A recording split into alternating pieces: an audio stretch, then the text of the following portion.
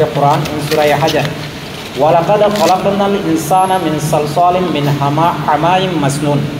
Indeed, we created man from sounding clay. So there is three words. One is salsal, another one is hamain, another one is masnoon. So what is the meaning of salsal? The Arabic word salsal means the dried clay. The dried clay means the turab is already dried, but when we mixed it with the water, it became clay. After being clay, when it dried again, so we call it salsal. So that is salsal meaning. So it means that Allah subhanahu wa ta'ala created the human being from the salsal. In previous two verses, Allah subhanahu wa ta'ala mentioned that man was created from the turab.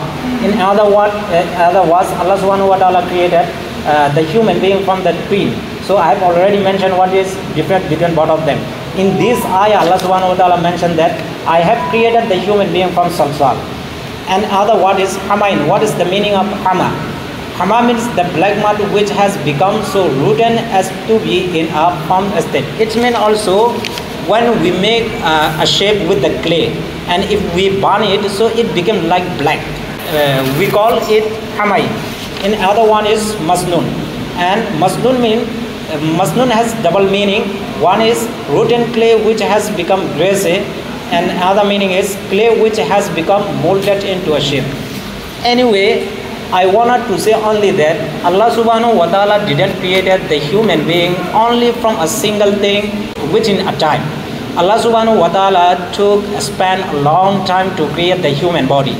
After that, at the last, Allah subhanahu wa ta'ala granted the ruh into the body of the human being. So that's why we should understand, we can say that the man was created from the dust.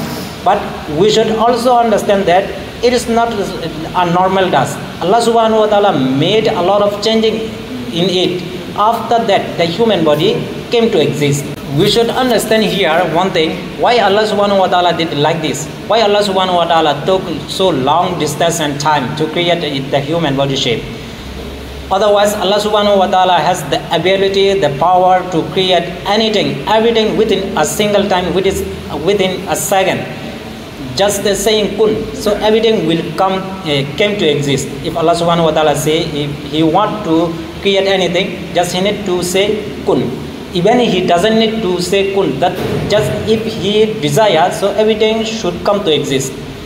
But Allah subhanahu wa ta'ala didn't do like this to create the human body. Why? So there may be a lot of reason, but I wanted to express one or two reasons only.